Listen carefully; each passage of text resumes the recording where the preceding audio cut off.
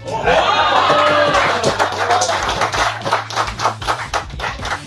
reminds me of one quote, like, alone we can achieve this much, but as a group we can do this much. And it was great.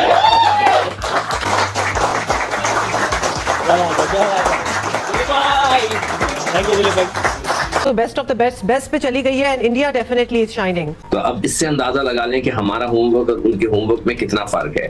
तो इसलिए मैं full marks देता हूं और मुझे लगता है कि मेरी छिटी हिस्स कह रही है कि हो सकता है ये 2011 के बाद अब भारत हो सकता है कि ये वर्ल्ड कप जीत जाए, इसलिए कि कंडीशंस उसको फेवर कर रही हैं।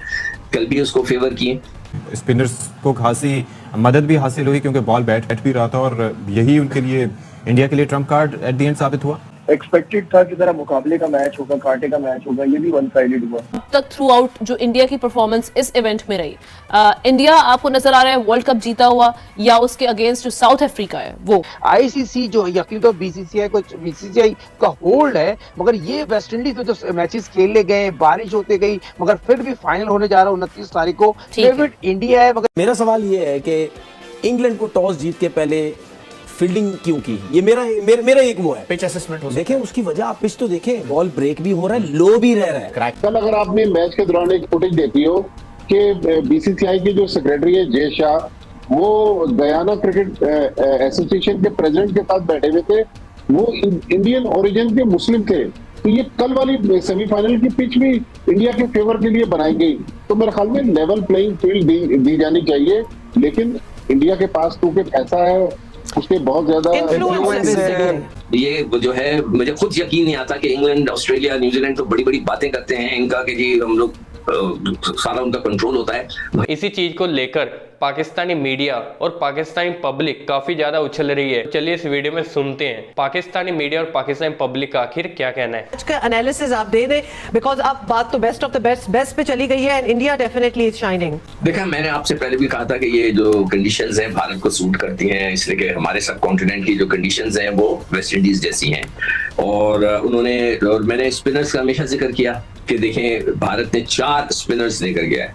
कल उन्होंने 3 तो खिला दिए थे, ठीक है, 3 में से 2 ने तो 3 आउट कर दिए, एक ने जो है आउट नहीं किया, मगर बॉलिंग उसने जडेजा ने जो है 3 ओवर कराया और 16 रन दिए, बाकी दोनों ने 3 आउट किए। तो उनका होमवर्क, उनका प्लानिंग, उनके जो सिलेक्टर्स हैं उनको फिर मैं यही कहूंगा कि होता है ना कि भाई फुल मार्क्स उनके सिलेक्टर्स को, उनके कप्तान को, कि उन्होंने जिस तरह की भी टीम सिलेक्ट की।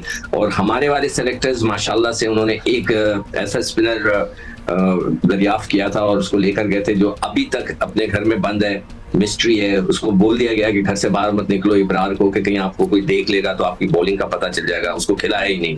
तो अब इससे अंदाजा लगा लें कि हमारा होमवर्क और उनके होमवर्क में कितना फर्क है।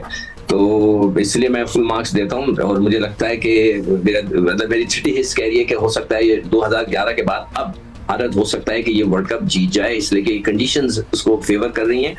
कल भी उसको फेवर किए। कंडीशंस अक्सर ही हमने देखा है कि भारत को फेवर कर रही होती हैं, या एक तो उनकी टीम बड़ी अच्छी है, दूसरा क्या कंडीशंस भी आपको लगता है कि आईसीसी बाय डिजाइन कुछ ऐसी चीजें करता है जहां पर जरा इंडिया को सपोर्ट मिले? देखिए अब्दुल्ला, अब से कुछ साल पहले तक तो ऐसा नहीं था, लेकिन अब जब हम 2024 में खड़े हुए तो मेरा ख्याल में अब ये चीज बिल्कुल क्लियर है कि बहुत सारी चीजें जो हैं वो इंडिया के फेवर में आईसीसी कर रहा है। अब जिस तरह कल का जो मैच था, अगर ये मैच बारिश से मुतासिर हो जाता और इस मैच का फैसला ना होता तो इंडिया डायरेक्ट फाइनल के लिए क्वालिफाई कर जाता और इंग्लैंड बगैर खेले बाहर हो सकता था। जबकि जो पहला सेमीफाइनल था अफगानिस्तान और साउथ अफ्रीका का, उसके लिए रिजर्व डे रखा गया था। तो मतलब सारे कवानीन जो हैं वो आईसीसी इंडिया के लिए, इंडिया की मर्जी से बना रहा है। उनकी टीमें अपनी मर्जी के होटलों में रहती हैं, उनकी टीमें अपनी मर्जी से ट्रेवल करती हैं।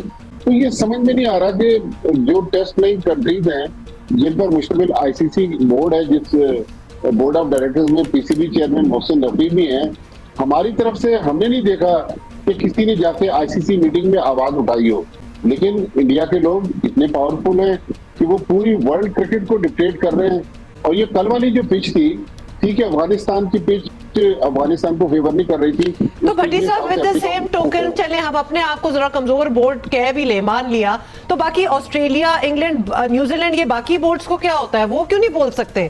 अगर ये बात है, अगर इतनी ऑब्वियस है, बल्कि कल तो फॉर्मर इंग्लैंड कैप्टन ने भी कहा कि ये इस किस्म की कंडीशंस हैं, माइकल वॉन का ये कहना था, जो फेवर करती हैं इंडिया को। मतलब ये बातें हो रही हैं, तो ये बोर्ड्स फिर इसको एक इशू बना के बात क्यों नहीं करते? देखिए, इंडिया जो है, मैंने आपसे अर्ज किया कि वर्ल्ड क्रिकेट में डोमिनेट कर रहा है, चाहे ऑस्ट्रेलिया हो, चाहे इंग्लैंड हो, इवन जो छोटे कंट्रीज हैं लाइक अफगानिस्तान, आयरलैंड, जिम्बाब्वे, वो भी इंडिया के नीचे लगे हुए हैं।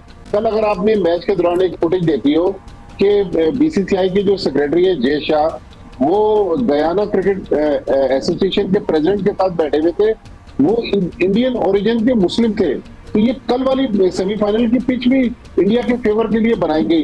तो मेरे ख्याल में लेवल प्लेइंग फील्ड दी जानी चाहिए, लेकिन इंडिया के पास क्योंकि पैसा है, उसके बहुत ज्यादा बहुत ज्यादा पैसे की वजह से, पैसा इज प्राइमरीली पैसा, इतना इन्वॉल्व है, इतना बड़ा मुल्क, इतनी बड़ी आबादी है, teams in their wing as under their wing as well, क्योंकि अफगानिस्तान की आप बात करें तो Afghanistan has also been taken under the wing by the Indian cricket board basically. हालांकि अफगानिस्तान में क्रिकेट शुरू कराने वाले पाकिस्तानी क्रिकेटर्स थे। मतलब ये जो है, मुझे खुद यकीन नहीं आता कि इंग्लैंड, ऑस्ट्रेलिया, न्यूजीलैंड तो बड़ी बड़ी बातें करते हैं इनका कि जी हम लोग सारा उनका कंट्रोल होता है, मगर वो भी भारत को कुछ नहीं कह सकते। एक जमाने में जो बिग थ्री बन गई थी, उसके अंदर भी इन लोगों ने कब्जा कर लिया था, पैसे बनाएंगे सब कुछ। अच्छा, अब उसके बाद अब सब खामोश।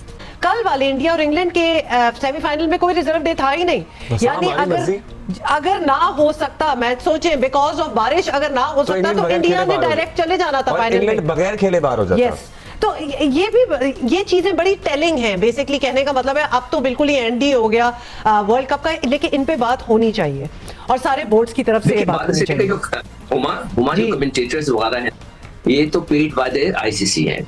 किसी एक कमेंटेटर ने ये नहीं कहा कि ये पिच जो है इस सेमीफाइनल के लिए फिट नहीं है, एक ने नहीं कहा। मैं वैसे कमेंट्री पे भी Sikandar we have our reservations over there कि वो कितनी बायस टुवर्ड्स इंडिया रही है थ्रू आउट कमेंट्री। अच्छा, तो आपने भी नोटिस किया होगा। स्पिनर्स को खासी मदद भी हासिल हुई क्योंकि बॉल बैठ भी रहा था, और यही उनके लिए, इंडिया के लिए Trump card at the end साबित हुआ। एक्सपेक्टेड था कि जरा मुकाबले का मैच होगा, कांटे का मैच होगा, ये भी वन साइडेड हुआ। जहां तक बात है इंडिया की, तो India got a complete team, एक इतना सॉलिड बैलेंस है कि आप देखें उनके सुपरस्टार विराट कोहली रन नहीं कर रहा, तब भी उनको फर्क नहीं पड़ रहा, वो जीते ही जा रहे हैं, वहां जीते हैं। अभी भी मुझे लगता है कि फाइनल है, ये इस चीज को चेंज कर सकते हैं। जरा ये बता दें, अब जो फाइनल होने जा रहा है वो दो ऐसी टीमों के दरमियान जो अभी तक नाकाबिले शिकस्त रही हैं, तो आप किसका पलड़ा आपको भारी लग रहा है? देखिए, मुझे अब वो एक बात होती है कि आपकी ख्वाहिश क्या है और चांसेस क्या लग रहे हैं। हिंदुस्तान जिस तरह से खेल रहा है, देयर इज नो क्वेश्चन, मुझे सिर्फ ये लग रहा था कि सेमीफाइनल की 4 टीमों में एक इंग्लैंड ही नजर आती है जो इनको हरा सकती है, और कल के वन साइडेड सेमीफाइनल के बाद तो मुझे लगता है कि अब इनको हराना बहुत मुश्किल है। बट ख्वाहिश मेरी ये है कि साउथ अफ्रीका क्योंकि पहली बार फाइनल में पहुंची है, उन्होंने इतना तवील इंतजार किया है इस दिन के लिए। ये कह रहा था कि अगर, मतलब प्रेडिक्शन ही एक तरह से है कि अगर वन साइडेड अफेयर हुआ तो ऑब्वियसली इंडिया जीतेगा, लेकिन अगर कंपेटिटिव हुआ तो फिर south Africa will come on top. लेकिन इंडिया क्वालिफाई कर गया फॉर द फाइनल्स। अब तो इंडिया को ऐसे लगता है कि आदत हो गई है कि फाइनल तो खेलना ही खेलना है। एक कमाल क्रिकेट खेली उनके कैप्टन ने, उनकी टीम ने, जितनी तारीफ की जाए कम है। लेकिन यहाँ पे ये भी बताना जरूरी है कि इन दोनों में से जो भी जीते ज्यादा पैसे लेके जाएगा, बहुत बड़ी अमाउंट प्राइस बनी की सूरत में उसको मिलेगी। मेरी नजर तो उस पे थी। ऐसे ही अच्छा ना लग रहा था कि जब अपनी टीम बाहर हुई है उसके बाद बिल्कुल इंटरेस्ट नहीं रहेगा T20 वर्ल्ड कप में, लेकिन जैसे ही सुपर 8 स्टार्ट हुआ और सेमीफाइनल, तो फिर अब तो जो है ना मजा आ रहा है मैच देखने में, अच्छी क्रिकेट देखने को मिल रही है।